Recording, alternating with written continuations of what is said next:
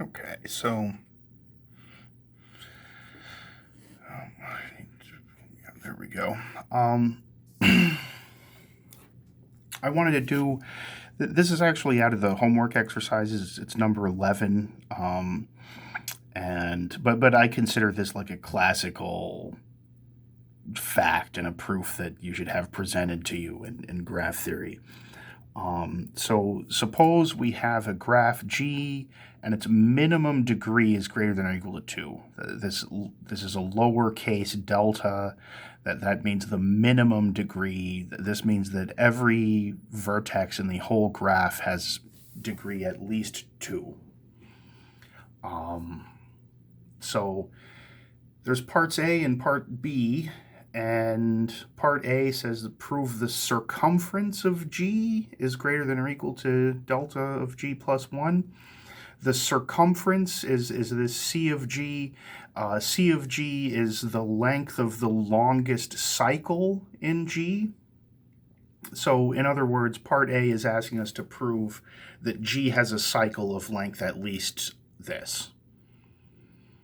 And part B is saying that prove G has a path of length delta of G. We're basically going to prove parts A and B at the same time. So let me start here. We're going to let P be a longest path, and notice I'm being careful. I'm not calling it the longest path because there can be a tie for the longest path. There can be several paths that are all of equal length, and they're all equally long, and they're all of the longest paths.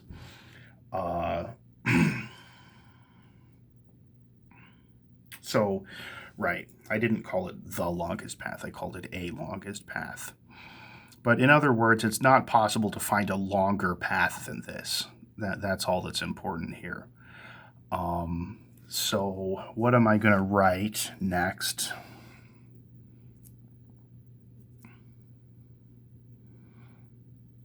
Let's take a look at the neighborhood of VL. This N means neighborhood. Sometimes people write a subscript G, but there's only one graph here, so let's assume that I mean the neighborhood in the graph G because there's only one graph. The neighborhood is just the set of neighbors of VL. So for example, V sub L minus 1 would be a neighbor of VL, but there may be other neighbors of VL. And what I'm going to say is if V sub L had a neighbor that was not on the path, like say VL was adjacent to maybe this vertex here, that couldn't be because then I would have a longer path, because then this graph would have a path that starts here and goes here and then takes this edge here, and that would be a longer path than P.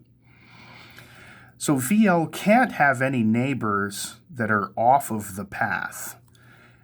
VL could have neighbors that are on the path, like VL could be a neighbor of V1, it could be a neighbor of V7 or whatever. And that wouldn't make a longer path, because if I tried to make a longer path, I would start here and then go here, and then I would have to go back to a vertex, but a path isn't allowed to repeat vertices. So if all the neighbors are on the path, then I can't make a longer path, and that would make sense because this is supposed to be a longest path. In other words, what I'm saying is, it must be like that. All the neighbors of VL have to be on the path.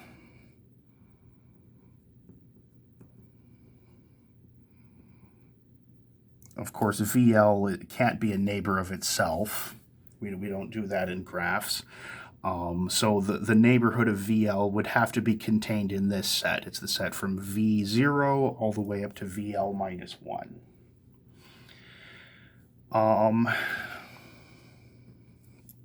But this set has at least delta of G vertices, right? This is the set of neighbors, and the set of neighbors of VL, in other words, how many vertices are in here? It's the degree of VL.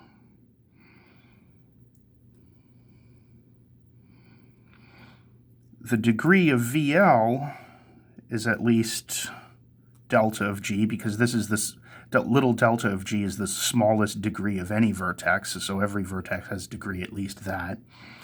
And because this is a subset of this, the number of vertices here has to be less than or equal to the number of vertices here.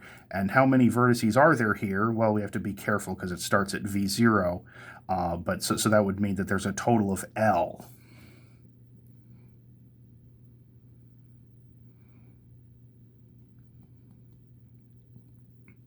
So what did we just prove? We proved that L is greater than or equal to delta of G. And L's the length of the path. So P has length at least delta of G. By the way, there's a small technicality here. Part B just says prove that there's a path of length exactly delta of G. It didn't say at least delta of G. But if there's a path of length at least delta of G, then you can just look at the first delta steps of that, and that would be a path of length delta. So if you have a longer path than this, then you definitely have a path whose length is this.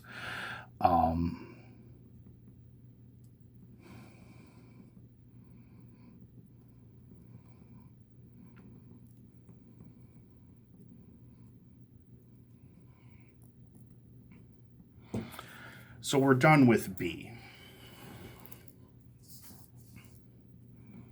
And I said we were basically going to prove these together, and I'm not done with A yet, but we're kind of going to go off of the same setup and the same picture. So what I want to do here, let me explain this in the picture, and then I'll write something more technical and formal. Part A is about showing that we have a cycle of a certain length. We just need a cycle of length at least delta of G plus 1. And how can I get a long cycle out of this picture? Well, I just drew a path, and then from the vertex at the very end, I drew some edges going back to previous vertices on the path. And of course, you can't trust my picture too much. For example, when I try to draw an abstract picture for the purpose of a proof, unfortunately, I always have to, you can't draw a general picture. You have to draw a specific picture. Like for example, here I drew that VL and V1 are neighbors, but that doesn't have to be true. When I drew this, I basically just meant that VL has some neighbors that are going back. I don't mean that it specifically has to be V1 or that it's specifically anything. It just has some edges going back to some of the previous vertices. So keeping that in mind, I can see a long cycle here, though.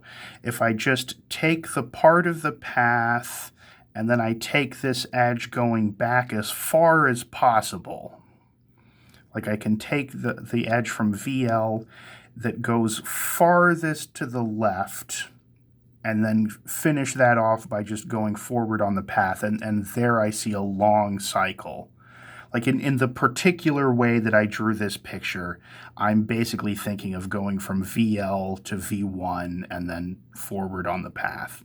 But keep in mind, VL's not really necessarily a neighbor of V1.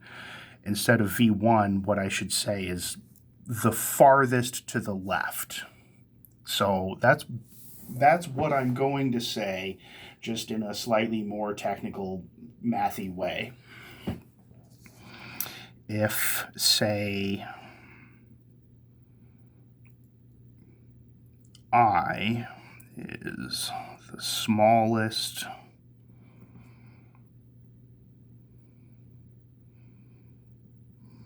subscript such that V sub I is a neighbor of V sub L. That's the technical way of what I wanted to say. V sub I is like the farthest to the left, because I'm looking for a small subscript, and the small subscripts are in the picture farther to the left. So I'm looking for the farthest left neighbor of VL.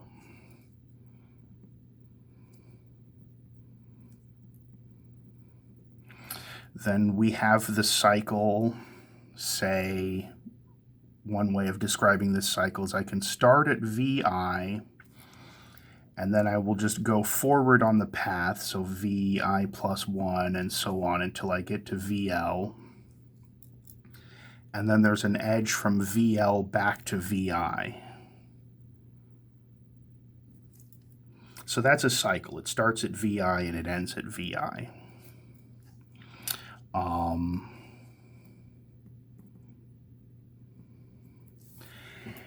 And so that's a cycle that I suspect is a long cycle. And let's hope that it really fits the bill, because, you know, I haven't put, well, I know that this is going to work because this is a classical proof, but I'm pretending that at this point in the proof, I don't really know what the length of this cycle is. I just kind of have the impression that it's pretty long. But in order to get the job done, I have to show that it's at least this long.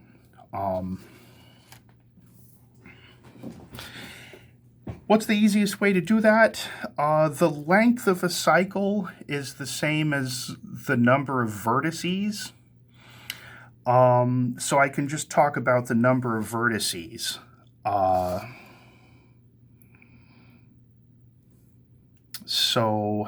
Right.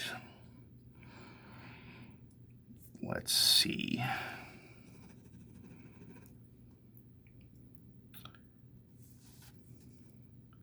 Right, so this cycle,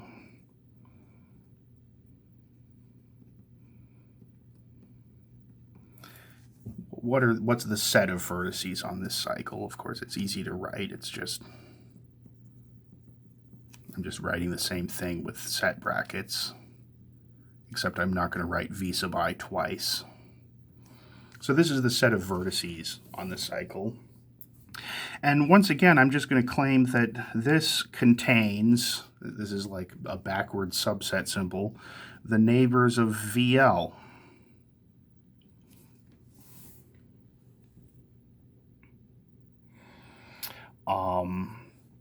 It contains, let me be careful. So, okay, so what I wrote is true, because anything that's a neighbor of VL has to be on this list, because, in particular, because I was the smallest. So all the neighbors of VL, VI was the smallest subscript, so all the other neighbors of VL are still in here. So what I have here is this many, and this many is delta, or at least delta, right? The number of vertices in the neighborhood of VL, that's just the degree of VL, like we said before, and the degree of VL is at least delta. Unfortunately, I'm looking for a cycle of length delta plus 1, so I'm going to need to find a subset of delta plus 1, but here I go.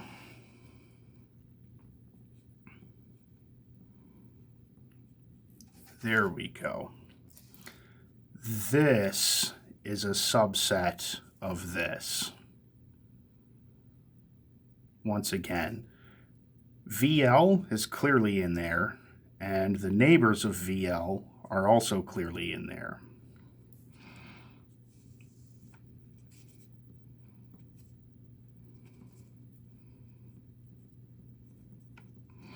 This would be a set of cardinality degree of VL plus 1. This set has cardinality degree of VL. This set has cardinality 1.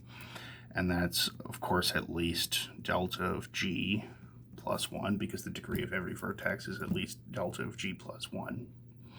So in other words, this is a subset of this, so whatever this is, it has at least that many elements. So this cycle in question has length at least this.